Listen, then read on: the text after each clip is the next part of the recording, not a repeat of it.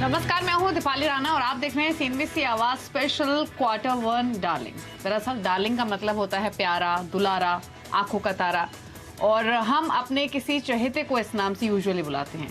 तो ऐसा इंसान जिस पर भरोसा भरपूर हो। अब आप सोच रहे होंगे कि ये हम सब आपको क्यों बता रहे हैं। दरअसल आज आलिया भट्ट की फिल्म डार्लिंग रिलीज हो रही है और इसी को ट्रिगर बनाकर हमने सोचा कि क्यों ना बाजार के कुछ डार्लिंग से आपकी मुलाकात करवाई जाए। आपके पोर्टफोलियो के लिए ये परफेक्ट मैच हो सकते हैं और नतीजों का सीजन भी चल रहा है, तो इसीलिए हम ऐसे डार्लिंग्स आपके लिए चुनकर लाए हैं जो सभी कसौटी पर खरे हैं।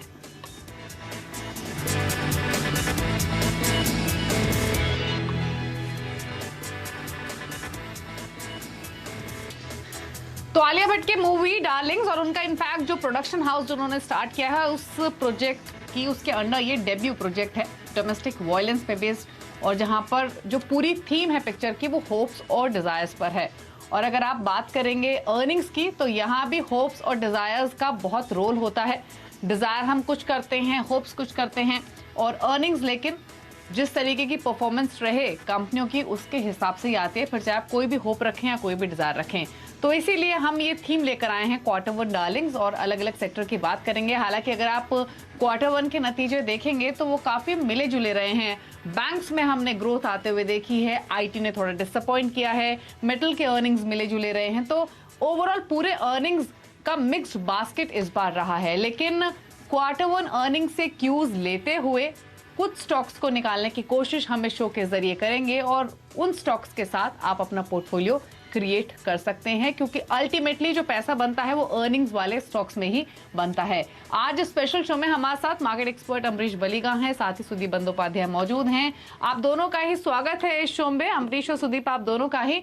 और इनफैक्ट सुदीप आपसे पूछना चाहेंगे आपको ये थीम कैसी लगी, क्योंकि डार्लिंग्स मूवी रिलीज हो रही है, हमने सोचा क्यों ना Q1 के कुछ डार्लिंग स्टॉक्स को आइडेंटिफाई किया जाए, क्योंकि लॉन्ग टर्म पोर्टफोलियो बिल्डिंग के लिए, अच्छे रिटर्न्स के लिए अर्निंग्स के बेसिस पे स्टॉक्स को चुनना बहुत इंपॉर्टेंट होता है। बिल्कुल सही चुना है, सही नाम भी चुना है और सही वक्त पे चुना है। डार्लिंग तो पोर्टफोलियो का होना ही चाहिए, जो कि प्यारा है सबके लिए। और देखिए, पोर्टफोलियो में ऐसे प्यारे स्टॉक्स तो होने ही चाहिए और ये चुनना भी बहुत जरूरी होता है निवेशक के लिए।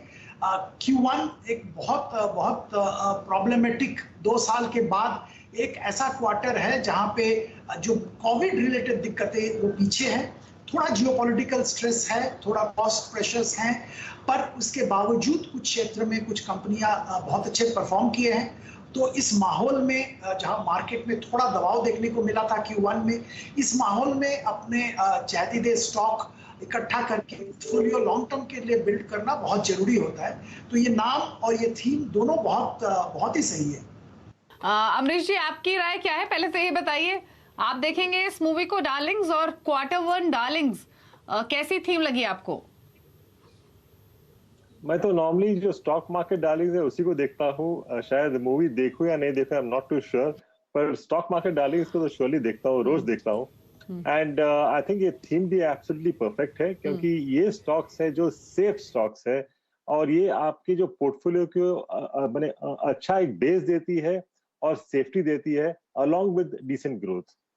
सो I think it's a great theme which you have chosen. बिल्कुल, और अर्निंग्स के बेसिस पे ही उस थीम से शुरुआत कर लेते हैं जहां पर पैसा बना है, और वो है बैंक्स।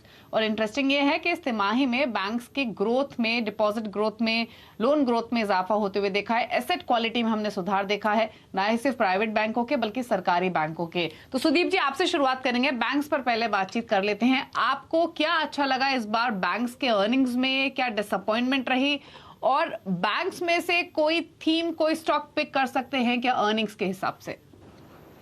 देखिए, बाय एंड लार्ज जैसे आपने भी जिक्र किया, अमरीश जी ने बोला, BFSI बैंकिंग क्षेत्र में और ओवरऑल फाइनेंशियल सर्विसेज सेक्टर के लिए ये साल अच्छा होने की उम्मीद है। और पहला जो क्वार्टर के जो नतीजे आए हैं उससे भी ये साफ है कि जो स्ट्रॉन्ग बैंक है, स्ट्रॉन्ग फाइनेंशियल सर्विसेज कंपनीज है, उनका परफॉर्मेंस बेहतरीन रहा है। और इनमें से जो सबसे बेहतर परफॉर्मेंस जिन्होंने दिखाया है, देखिए एक्सपेक्टेशन इस बैंक के ऊपर बहुत था और उसके बावजूद उन्होंने एक्सपेक्टेशन हर पैरामीटर में बीट किया है और यही इस बैंक के नतीजे का खासियत मैं मानूंगा। आईसीआईसीआई बैंक का मैं जिक्र कर रहा हूं और हमने निवेशक को रेकमेंड किया था पहले भी और अभी भी रेकमेंड कर रहे हैं आईसीआईसीआई बैंक अपने पोर्टफोलियो में शामिल करने के लिए। जैसे मैंने अभी जिक्र किया, अगर आप एसेट क्वालिटी की बात करें, लोन ग्रोथ की बात करें, डिपॉजिट ग्रोथ की बात करें, मार्जिन्स की बात करें, हर पैरामीटर में इन्होंने बेहतरीन परफॉर्मेंस दिखाया है। इनके जो सब्सिडियरीज हैं वहां पे भी अच्छा प्रदर्शन का सिलसिला जारी है। तो सब मिला के हम लोगों को लगता है कि एक एस्केप वेलोसिटी ये बैंक का स्टॉक गैदर कर चुका है। परफॉर्मेंस बहुत अच्छा हो रहा है और आने वाले दिनों में भी मोमेंटम बरकरार रहने की संभावना है। क्रेडिट ग्रोथ जबरदस्त और भी इकोनॉमी में आएगा, उसका बेनिफिट आईसीआईसीआई को मिलेगा। जो ओवरऑल जो माहौल जो बन रहा है एसेट क्वालिटी को लेके, जैसे जैसे इंप्रूवमेंट एसेट क्वालिटी का देखने को मिल रहा है, वहां पे भी आईसीआईसीआई बैंक को बहुत बड़ा फायदा हो रहा है। तो हम लोग का उम्मीद है यहाँ पे खरीदारी जरूर की जा सकती है। तो आईसीआईसीआई बैंक हो सकता है डार्लिंग स्टॉक, और इनफैक्ट बाजार में जो हमने वॉल्टिलिटी देखी, करेक्शन आते हुए देखी, आईसीआईसीआई बैंक की ओर से कोई खास पार्टिसिपेशन इस पूरे में था नहीं। वो अपनी डायरेक्शन में अकेला चलना शुरू हुआ और उसको उसने मेंटेन भी किया और अर्निंग्स में वो चीज रिफ्लेक्ट भी हो रही है। तो सुदीप जी का जो थम्स अप जाता है वो जाता है आईसीआईसीआई बैंक को, अगर बैंक्स की बात करें। अब एक सेक्टर की बात करेंगे जिसने पैसा भी काफी बना के दिया और इस साल की शुरुआत से डिसअपॉइंट भी किया, और वो था आईटी। हालांकि आईटी के अर्निंग्स के अलावा जो मैनेजमेंट की कमेंट्री थी अमरीश, वो कोई खराब नहीं थी। मैनेजमेंट अभी भी ये कह रही है कि एट्रीशन एक चिंता जरूर है, लेकिन डील्स को लेकर अभी कोई कंसर्न नहीं है, ना ही यूएस में ना यूरोप में। मार्जिन्स को लेकर भी उनकी कमेंट्री पॉजिटिव ही रही, लेकिन उसके बावजूद भी हमने एक करेक्शन इस पॉकेट में आते हुए देखी है। अर्निंग से भी कुछ स्टॉक्स में तो डिसअपॉइंटमेंट भी हुआ है। तो आप क्या फेच आउट करते हैं इस बार आईटी के अर्निंग से, और यहाँ कुछ एक्सपोजर अर्निंग्स के बेसिस पे किसी स्टॉक में लेना चाहिए क्या? जब जिस सेक्टर में थोड़ा सा स्लो डाउन आता है, थोड़े क्वेश्चन मार्क्स आते हैं, then I think clearly the best stock to be bought in that stock like in that sector clearly उसका लीडर है, और यहाँ पे लीडर है टीसीएस। यहाँ भी हमने देखा है कि कंसिस्टेंट ऑर्गेनिक रेवेन्यू ग्रोथ देखा है and industry leading margins of about 25% plus, double digit return ratios है, स्ट्रॉन्ग कैश जनरेशन है, हेल्थी पे आउट है। और जो एट्रिशन का हम लोग बात कर रहे हैं, attrition was a problem for the last 2 to 3 quarters, पर अभी मुझे लग रहा है कि attrition more less stop out हो रहा है, especially for the large boys. Or I mean, if you look at the growth, it's about 3.5% quarter on quarter. जो हमने last quarter में देखा है 15.5% Y-on-Y, which is like slightly better than what was expected of the leaders. Though EBIT margins घटे हैं थोड़े से, 185 basis points घटे हैं, पर मुझे लगता है कि आगे जाके it will be more than 25% over the next few quarters. So I mean, I would surely suggest one to buy TCS, और यहाँ पे at least in the short to medium term मुझे लगता है कि levels about 3850 तक हो सकता है, पर this is a consistent gainer over a long period, so I think it's a very long term stock, should be there in everyone's portfolio. तो टीसीएस पोर्टफोलियो स्टॉक हो सकता है। 3850 के अमरीश के टारगेट हैं, तो टीसीएस आईटी से इनफैक्ट जब टर्बुलेंस हो भी तो लीडर के साथ वैसे भी रहना चाहिए, क्योंकि उस टर्बुलेंस को वो आसानी से पचा लेता है और नुकसान निवेशकों को लंबी अवधि में नहीं होता है। अब आगे बढ़ते हुए मेटल्स की बात कर लेंगे, और इनफैक्ट सुदीप आपकी राय लेना चाहेंगे। अगर पिछले 2 साल हम देखें तो मेटल्स में काफी पैसा बना है, काफी स्टॉक्स रिकॉर्ड हाइस पर गए हैं, और उसके बाद करेक्शन भी आती हुई दिखी है। करेक्शन भी वाजिब थी क्योंकि चले भी बहुत थे, और दूसरी तरफ अब डिमांड कंसर्न्स चाइना की ओर से उभर रहे हैं, बाकी नेशन से उभर रहे हैं, रिसेशन की बातचीत हो रही है। तो ये तमाम फैक्टर्स थे जिसकी वजह से हमने जो मेटल्स की चाल है वो डगमगाती हुई देखी है, इंटरनेशनली भी और डोमेस्टिक मार्केट्स में भी। अर्निंग्स आपको कैसे लगे? अर्निंग्स में जो मैनेजमेंट की कमेंट्री आई वो आपने समझी होगी, क्या सेंस आपको मिल रहा है फर्दर अर्निंग एक्सपोजर के हिसाब से मेटल्स में, और किसी स्टॉक में एक्सपोजर लेना चाहिए क्या? देखिए, मेटल्स के बारे में मैं एक खास चीज बताना चाहूंगा। यहाँ पे वोलेटिलिटी हमेशा रहता है, क्योंकि ये सारे ग्लोबली इंटीग्रेटेड बिजनेस है। क्योंकि जो मेटल्स का प्राइसेस बहुत सारी चीज़ों के ऊपर डिपेंड करता है। ये सिर्फ local demand, local supply, local issues पे नहीं डिपेंड करता है। जैसे आपने जिक्र किया चाइना की जो डिमांड है और ग्लोबल मार्केट में जो प्रोडक्शन है, ग्लोबल मार्केट का डिमांड है, इसमें वोलेटिलिटी देखा जाता है। चाइना में जैसे लॉकडाउन्स चल रहे हैं, जैसे इकोनॉमिक स्लोडाउन देखा गया है, ये सब के कारण मेटल्स के डिमांड में थोड़ा कमी देखने को मिला है, उसमें प्रेशर रहता है। इसके अलावा जियोपॉलिटिकल रीजन से बहुत सारे टैरिफ इम्पोज होते हैं। इंडिया की तरफ से भी तरह तरह के एंटी डंपिंग के लिए कुछ ड्यूटीज आते हैं, कुछ एक्सपोर्ट के ऊपर पाबंदियां आते हैं, तो वोलेटिलिटी बरकरार रहता है। तो मैं निवेशक के लिए यही सलाह दूंगा कि आप शॉर्ट टर्म के लिए इसमें थोड़ा सतर्क रहिए, पर अगर आपका नजरिया लंबी अवधि का है, मीडियम टू लॉन्ग टर्म है, तो यहाँ पे जो हमारे दिग्गज मेटल कंपनीज हैं, जैसे कि मैं टाटा स्टील का जरूर जिक्र करना चाहूंगा, बेहतरीन परफॉर्मेंस दिखा रहे हैं कंटिन्यूअसली। एसेट जो डेट इनका कंटिन्यूअसली कम हो रहा है। जो यूरोप में जो इनकी दिक्कतें थी, यूरोप के दोनों फैसिलिटीज, यूके का और नेदरलैंड का, दोनों फैसिलिटी में प्रोडक्शन ठीक ठाक चल रहा है, प्रॉफिटेबिलिटी वापस आ गया है, स्ट्रेस बिल्कुल कम हो गया है। नेदरलैंड में तो बिल्कुल ही स्ट्रेस खत्म हो गया है, यूके में थोड़ा बहुत कैश फ्लो का है, पर ओवरऑल बहुत अच्छा माहौल यूरोप के बिजनेस में, जहाँ पे दिक्कत था वहाँ पे है।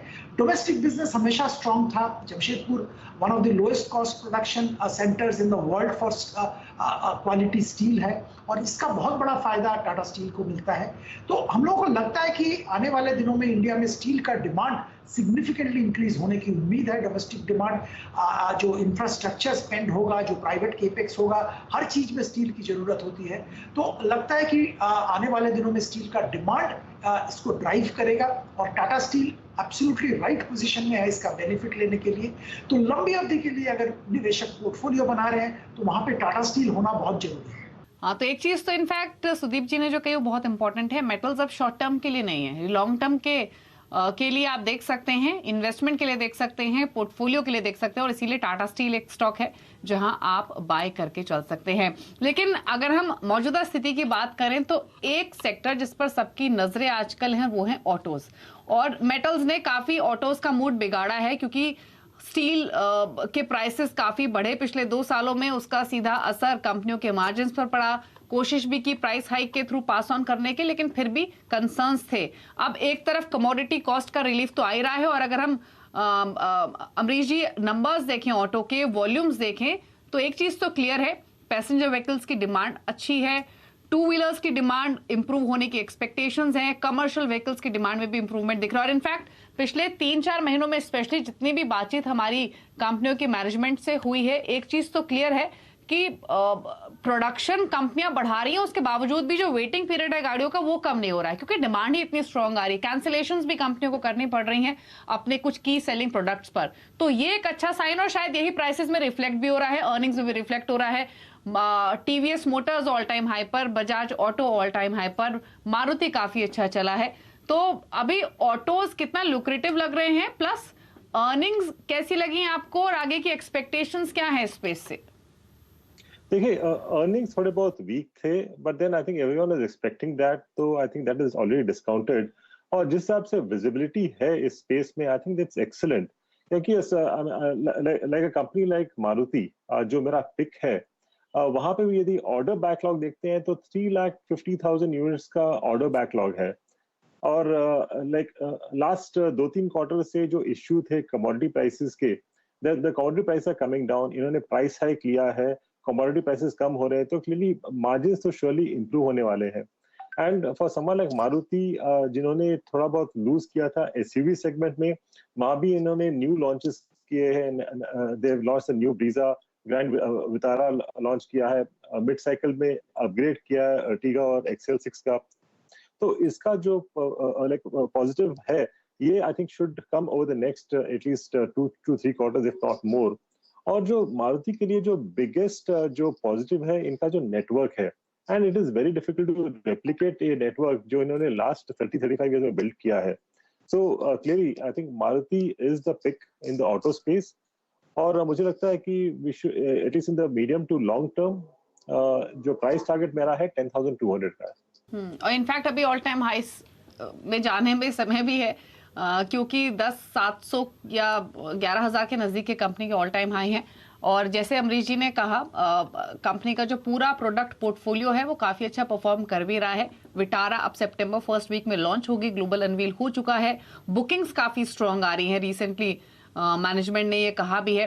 टोटल 15 मॉडल बेचते हैं, जिसमें से 9 मॉडल सीएनजी में भी आते हैं। तो कंपनी अपने सीएनजी पोर्टफोलियो को भी काफी स्ट्रेंथन कर रही है और टोयोटा के साथ अब पार्टनरशिप के बाद विटारा भी कंपनी लेकर आ रही है। तो ऑल्टरनेटिव फ्यूल या फिर कहें जो इलेक्ट्रिफिकेशन वाली जर्नी है वो भी मारुति सुजुकी की शुरू हो चुकी है, जिसका बेनिफिट मिलेगा। और स्टॉक 200 तक के टारगेट के लिए खरीदारी की सलाह अमरीश जी की ओर से आते हुए दिख रही है। तो मारुति एक पिक। ऑटो स्पेस से अर्निंग्स थोड़े कमजोर थे, लेकिन जो विजिबिलिटी आगे की है वो बहुत इंपॉर्टेंट है और सारे जो नेगेटिव चीजें हैं वो ऐसा लग रहा है कि इन लेवल्स पर फैक्टर्ड इन हो चुकी है।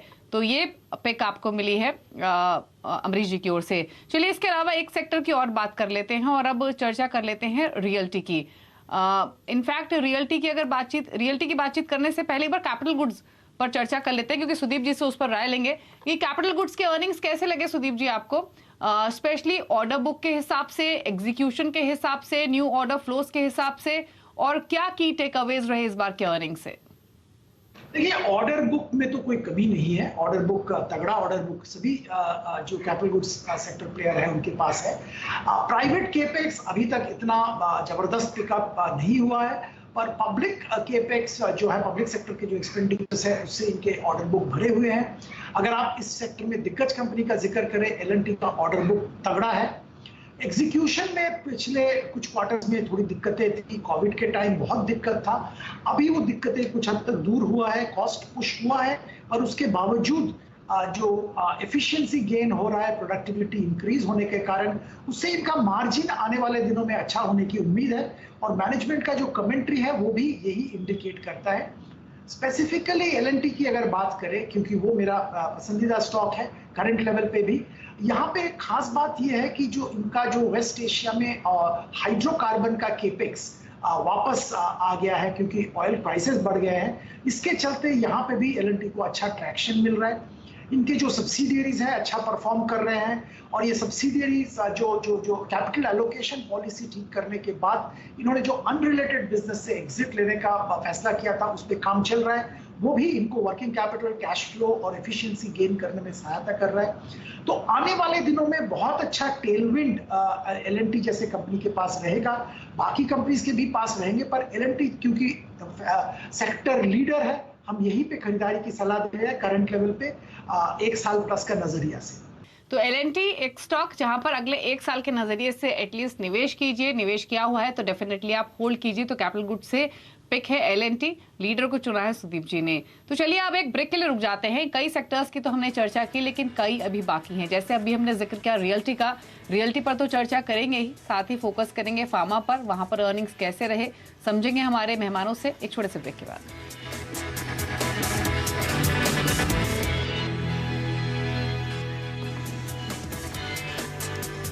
आप देख रहे हैं हमारा स्पेशल शो क्वार्टर 1 डार्लिंग्स, और हम जानने की कोशिश कर रहे हैं कि क्वार्टर 1 में अर्निंग्स कैसे रहे अलग अलग सेक्टर्स के, और कहां अपॉर्चुनिटी है स्टॉक्स के हिसाब से। जिन कंपनियों के नंबर्स अच्छे रहे हैं या फिर अच्छे अर्निंग्स गोइंग फॉरवर्ड वो पोस्ट कर सकती हैं, जो आपके पोर्टफोलियो को बेहतर बना सकते हैं। इसी कड़ी में अब हम बात करेंगे रियल्टी की, और रियल्टी सेक्टर के अर्निंग्स मैनेजमेंट कमेंट्री से 3-4 चीजें सामने निकल कर आई। पहली चीज तो ये कि जो प्री सेल्स बुकिंग है वहां इंप्रूवमेंट देखने को मिली है। प्राइस हाइक फाइनली कई सालों के बाद, कम से कम 7 साल के बाद प्राइसेस बढ़ना शुरू हुए हैं रेजिडेंशियल प्रॉपर्टीज के, स्पेशली रेजिडेंशियल में डिमांड आना शुरू हुई है। कमोडिटी प्राइसेस जो कूल ऑफ हुए हैं उसका भी फायदा इन कंपनियों को मिलेगा या इस सेक्टर को मिलेगा। तो पहले तो की टेकअवेज पूछ लेते हैं रियल्टी में ओवरऑल अर्निंग्स को लेकर, क्योंकि ये स्टॉक भी अपने रीसेंट हाई से काफी नीचे ट्रेड कर रहे हैं। अगर कोई भी स्टॉक आप उठाकर देख लें, गोदरेज है, ओबेरॉय है, डीएलएफ है, तो ऐसे में अपॉर्चुनिटी है या फिर नहीं, ये जान लेते हैं। तो अमरीश जी बताइए पहले तो रियल्टी सेक्टर के अर्निंग्स आपको कैसे लगे, क्या की टेकअवेज आपकी तरफ से, और अगर एक्सपोजर लेना हो तो किस स्टॉक में लें?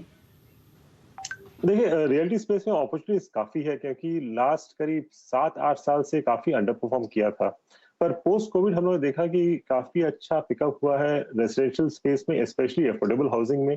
और अभी हम लोग देख रहे हैं कि कमर्शियल स्पेस है, because of the starting of commercial activity in the last 1 year post Covid, वहां पे हम लोग देख रहे हैं काफी लीजिंग एक्टिविटी बढ़ चुका है, इट्स वेरी रोबस्ट।